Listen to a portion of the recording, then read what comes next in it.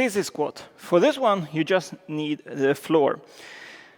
You want to get maybe a shoulder width stand at the beginning, and you want your feet and toes pointing forward. And when you go down into the sissy squat, you want your knees to be pointing with your toes. That is very important. And you don't want to do the sissy squat doing like this, like you maybe do with a normal squat, because it will be much, much harder and sometimes even impossible. But the thing you want to think of when going down into the movement is to push your hip forward. From the chest to your knees, this should be like a flat area.